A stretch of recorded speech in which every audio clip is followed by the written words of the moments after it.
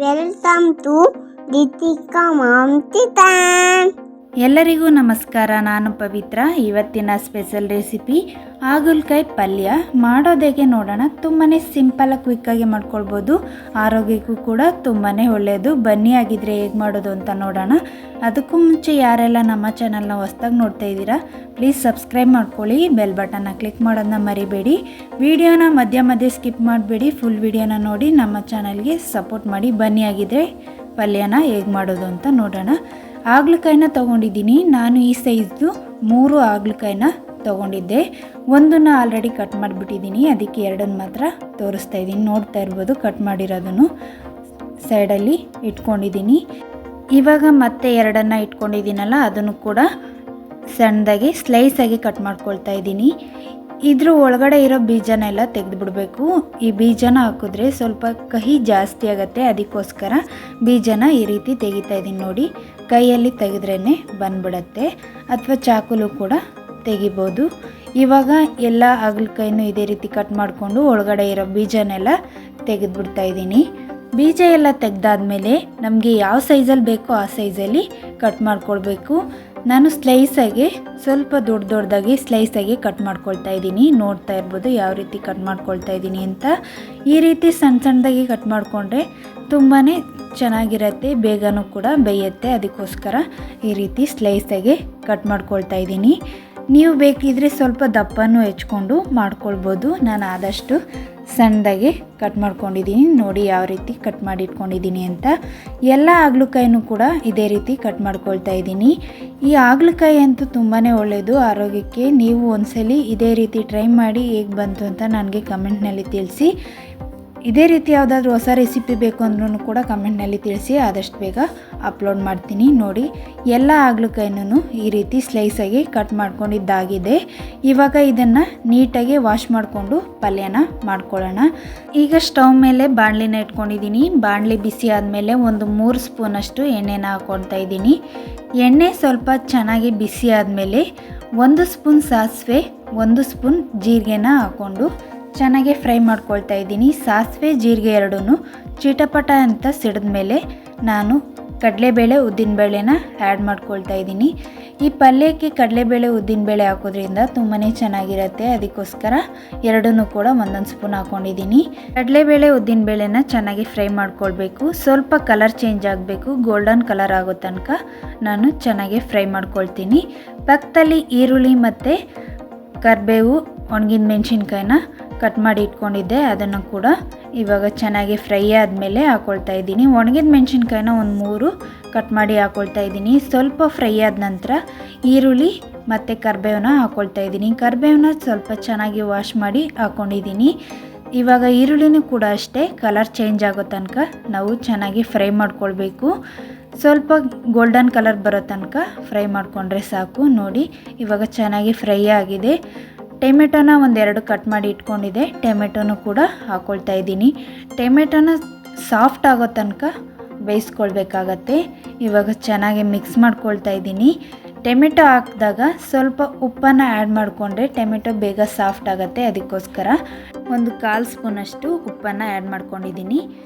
ಉಪ್ಪು ಹಾಕಿದ್ದಾದಮೇಲೆ ನಾನು ಇಂಗನ್ನು ಕೂಡ ಇವಾಗಲೇ ಸೇರಿಸ್ಕೊಳ್ತಾ ಇದ್ದೀನಿ. 1/4 ಟೇಬಲ್ ಸ್ಪೂನಷ್ಟು ಇಂಗನ್ನು ಹಾಕಿ ಚೆನ್ನಾಗಿ ಮಿಕ್ಸ್ ಮಾಡ್ಕೊಳ್ತಾ ಇದ್ದೀನಿ. ಟೊಮೆಟೊ ಸ್ವಲ್ಪ ಚೆನ್ನಾಗಿ ಸಾಫ್ಟ್ ಆಗೋವರೆಗೂ ಬೇಯಿಸ್ಕೊಳ್ಬೇಕಾಗತ್ತೆ. ಟೊಮೆಟೊ ಬೆಂದಾದಮೇಲೆ ನಾನು ಚೆನ್ನಾಗಿ ವಾಶ್ ಮಾಡಿಟ್ಕೊಂಡಿದ್ದೀನಲ್ಲ ಹಾಗಲಕಾಯಿ, ಅದನ್ನು ಇವಾಗ ಒಗ್ಗರಣೆಗೆ ಸೇರಿಸ್ಕೊಳ್ತೀನಿ. ಇದನ್ನು 2-3 ಬಾರಿ ವಾಶ್ ಮಾಡಿಟ್ಕೊಂಡಿದ್ದೆ, ಅದನ್ನು ಇವಾಗ ಒಗ್ಗರಣೆಗೆ ಸೇರಿಸ್ಕೊಳ್ತಾ ಇದ್ದೀನಿ. ನೋಡ್ತಾ ಇರ್ಬೋದು, ಈ ರೀತಿ ಪಲ್ಯ ಮಾಡಿಕೊಟ್ರೆ ತುಂಬಾ ಇಷ್ಟಪಟ್ಟು ತಿಂತಾರೆ. ಹಾಗಲಕಾಯಿ ತಿನ್ನಲ್ಲ ಕಹಿ ಅನ್ನೋರು ಕೂಡ ತುಂಬಾ ಇಷ್ಟಪಡ್ತಾರೆ. ಅದರಲ್ಲೂ ಮಕ್ಕಳಿಗೆಲ್ಲ ಅಂತೂ ಈ ರೀತಿ ಒಂದ್ಸಲಿ ಮಾಡಿಕೊಡಿ, ತುಂಬಾ ಇಷ್ಟಪಡ್ತಾರೆ. ಕಹಿ ಅಂತ ತುಂಬ ಜನ ಹಾಗಲಕಾಯಿನ ತಿನ್ನೋದಿಲ್ಲ. ಈ ರೀತಿ ಒಂದ್ಸಲಿ ಟ್ರೈ ಮಾಡಿ. ಈ ರೀತಿ ಮಾಡ್ಕೊಂಡು ತಿಂದರೆ ನೀವು ಮತ್ತೆ ಮಾಡ್ತಾ ಇರ್ತೀರ, ಅಷ್ಟು ಚೆನ್ನಾಗಿರುತ್ತೆ. ಇವಾಗ ಹಾಗಲಕಾಯಿಗೆ ಸ್ವಲ್ಪ ರುಚಿಗೆ ತಕ್ಕಷ್ಟು ಉಪ್ಪನ್ನು ಸೇರಿಸ್ಕೊಂಡು ಒಗ್ಗರಣೆಯಲ್ಲಿ 5 ನಿಮಿಷ ಚೆನ್ನಾಗಿ ಫ್ರೈ ಮಾಡ್ಕೊಳ್ತಾ ಇದ್ದೀನಿ ಎಣ್ಣೆಯಲ್ಲಿ. 5 ನಿಮಿಷ ಫ್ರೈ ಆದಮೇಲೆ 1 ನಿಂಬೆಹಣ್ಣು ಗಾತ್ರದಷ್ಟು ಹುಣಸೆಹಣ್ಣನ್ನು ತಗೊಂಡು ರಸನ ಇಟ್ಕೊಂಡಿದ್ದೀನಿ. ನೋಡ್ತಾ ಇರ್ಬೋದು ಎಷ್ಟು ರಸನ ಇಟ್ಕೊಂಡಿದ್ದೀನಿ ಅಂತ. ಹುಣಸೆಹಣ್ಣು ಸ್ವಲ್ಪ ಬ್ಲ್ಯಾಕ್ ಇರೋದ್ರಿಂದ ರಸನೂ ಕೂಡ ಬ್ಲ್ಯಾಕ್ ಇದೆ. ನೀವು ವೈಟ್ ಹುಣಸೆಹಣ್ಣು ಬರುತ್ತೆ, ಅದನ್ನು ಕೂಡ ಹಾಕ್ಕೊಂಡು ಮಾಡ್ಕೊಳ್ಬೋದು. ಇವಾಗ ಚೆನ್ನಾಗಿ ಮಿಕ್ಸ್ ಮಾಡ್ಕೊಳ್ತಾ ಇದ್ದೀನಿ. ಈ ಪಲ್ಯಕ್ಕಂತೂ ಹುಳಿ, ಉಪ್ಪು, ಖಾರ, ಸ್ವೀಟು ಅದ್ವಾಗ ಹಾಕಿದ್ರಂತೂ ತುಂಬಾ ಚೆನ್ನಾಗಿರತ್ತೆ. ಇವಾಗ ನಾನು ಹುಣಸೆಹಣ್ಣು ರಸ ಹಾಕಿದ್ದಾದಮೇಲೆ ಅದೇ ಕಪ್ಪಲ್ಲಿ 3/4 ಕಪ್ಪಿನಷ್ಟು ನೀರನ್ನು ಆ್ಯಡ್ ಮಾಡ್ಕೊಳ್ತಾ ಇದ್ದೀನಿ. ನೀರು ಹಾಕಿದ್ದಾದಮೇಲೆ ಚೆನ್ನಾಗಿ ಮಿಕ್ಸ್ ಮಾಡ್ಕೊಳ್ಬೇಕು. ರುಚಿಗೆ ತಕ್ಕಷ್ಟು ಉಪ್ಪನ್ನು ನೋಡಿಕೊಂಡು ಇವಾಗ ಹಾಕ್ಕೊಳ್ಬೋದು. ನಾನು ಆವಾಗಲೇ ಸೇರಿಸ್ಕೊಂಡಿದ್ದೀನಿ. ಇವಾಗ ಒಂದು 1/4 ಟೀ ಸ್ಪೂನಷ್ಟು ಅರಿಶಿಣನ ಹಾಕ್ಕೊಳ್ತಾ ಇದ್ದೀನಿ. ಅರಿಶಿಣ ಹಾಕಿದ್ದಾದಮೇಲೆ ನಾನು ಸ್ವಲ್ಪ ಬೆಲ್ಲನೂ ಕೂಡ ಇವಾಗಲೇ ಆ್ಯಡ್ ಮಾಡ್ಕೊಳ್ತಾ ಇದ್ದೀನಿ. ಬೆಲ್ಲ ನಿಮಗೆ ಟೇಸ್ಟಿಗೆ ತಕ್ಕಂತೆ ನೀವು ಸೇರಿಸ್ಕೊಳ್ಬೋದು. ಸ್ವೀಟು ಜಾಸ್ತಿ ತಿನ್ನೋರು ಸ್ವಲ್ಪ ಜಾಸ್ತಿನ ಹಾಕ್ಕೊಳ್ಳಿ, ಸ್ವಲ್ಪ ಕಡಿಮೆ ತಿನ್ನೋರು ಕಡಿಮೆನೂ ಕೂಡ ಮಾಡ್ಕೊಳ್ಬೋದು. ಇವಾಗ ಚೆನ್ನಾಗಿ ಮಿಕ್ಸ್ ಮಾಡಿ ಪ್ಲೇಟ್ನ ಮುಚ್ಚಿ 5 ನಿಮಿಷ ಲೋ ಫ್ಲೇಮಲ್ಲಿ ಇಟ್ಕೊಂಡು ಬೇಯಿಸ್ಕೊಳ್ತಾ ಇದ್ದೀನಿ. ಹೈ ಫ್ಲೇಮಲ್ಲಿ ಇಟ್ಕೊಂಡು ಬೇಯಿಸೋದಕ್ಕೆ ಹೋಗ್ಬೇಡಿ, ಅಷ್ಟೊಂದು ಬೇಗ ಬೇಯೋದಿಲ್ಲ. ಅದಕ್ಕೋಸ್ಕರ ಲೋ ಫ್ಲೇಮಲ್ಲಿ ನಿಧಾನಕ್ಕೆ ಬೇಯಿಸ್ಕೊಳ್ತಾ ಇದ್ದೀನಿ. ನೋಡಿ ಎಷ್ಟು ಚೆನ್ನಾಗಿ ಬೆಂದಿದೆ ಅಂತ. ಇವಾಗ ಚೆನ್ನಾಗಿ ಮಿಕ್ಸ್ ಮಾಡ್ಕೊಳ್ಬೇಕು. ಮಿಕ್ಸ್ ಮಾಡಿದ್ದಾದಮೇಲೆ ನಾನು 1-2 ನಿಮಿಷ ಹಾಗೇ ಮಿಕ್ಸ್ ಮಾಡ್ಕೊಳ್ತಾನೆ ಇರ್ತೀನಿ. ಯಾಕೆ ಅಂದರೆ ಸ್ವಲ್ಪ ಡ್ರೈ ಆಗಲಿ ಅಂತ ಮಿಕ್ಸ್ ಮಾಡ್ಕೊಳ್ತಾ ಇದ್ದೀನಿ. ನೋಡಿ ಎಷ್ಟು ಚೆನ್ನಾಗಿ ಬೆಂದಿದೆ ಹಾಗಲಕಾಯಿ ಅಂತ. ಈ ರೀತಿ ಬೆಂದರೆ ನಮಗೆ ಹಾಗಲಕಾಯಿ ಪಲ್ಯ ಪರ್ಫೆಕ್ಟಾಗಿ ಬೆಂದಿರುತ್ತೆ. ಈಗ ನಾನು ನೀರೆಲ್ಲ ಚೆನ್ನಾಗಿ ಡ್ರೈ ಮಾಡ್ಕೊಂಡಿದ್ದಾಗಿದೆ.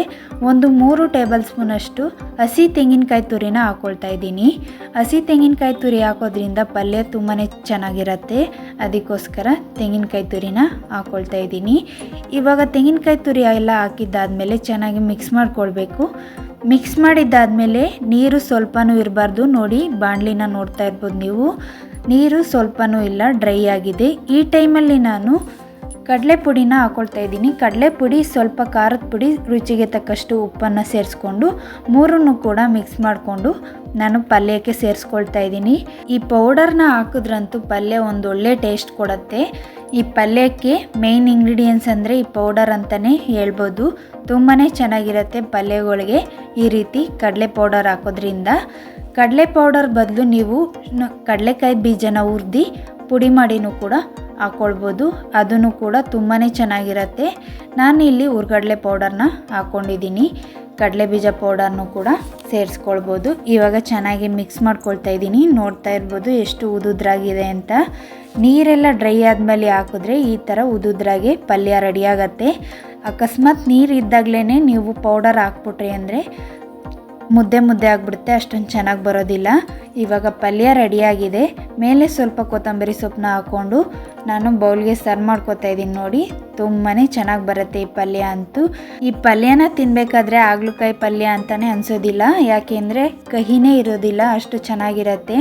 ನಾವು ಹಾಕಿರೋ ಮೆಜರ್ಮೆಂಟ್ ಪ್ರಕಾರ ಹುಳಿ, ಉಪ್ಪು, ಖಾರ, ಸ್ವೀಟು ಎಲ್ಲ ಕರೆಕ್ಟಾಗಿತ್ತು. ಈ ರೀತಿ ಮಾಡ್ಕೊಂಡು ತಿಂದರೆ ತುಂಬಾ ಚೆನ್ನಾಗಿರುತ್ತೆ. ನೀವು ಒಂದ್ಸಲಿ ಟ್ರೈ ಮಾಡಿ, ನಿಮಗೂ ಇಷ್ಟ ಆಗತ್ತೆ. ಈ ಹಾಗಲಕಾಯಿ ಪಲ್ಯ ರೆಸಿಪಿ ನಿಮಗೆ ಇಷ್ಟ ಆಗಿದ್ರೆ ನಿಮ್ಮ ಫ್ಯಾಮಿಲಿ ಫ್ರೆಂಡ್ಸ್ಗೂ ಶೇರ್ ಮಾಡಿ, ನಮ್ಮ ಚಾನಲ್ಗೆ ಸಪೋರ್ಟ್ ಮಾಡಿ. ಈ ವಿಡಿಯೋ ನಿಮಗೆ ಇಷ್ಟ ಆಗಿದ್ರೆ ಲೈಕ್ ಮಾಡಿ, ಶೇರ್ ಮಾಡಿ, ಸಬ್ಸ್ಕ್ರೈಬ್ ಮಾಡ್ಕೊಳ್ಳಿ. ನೆಕ್ಸ್ಟ್ ವಿಡಿಯೋದಲ್ಲಿ ಸಿಗ್ತೀನಿ. Thanks for watching.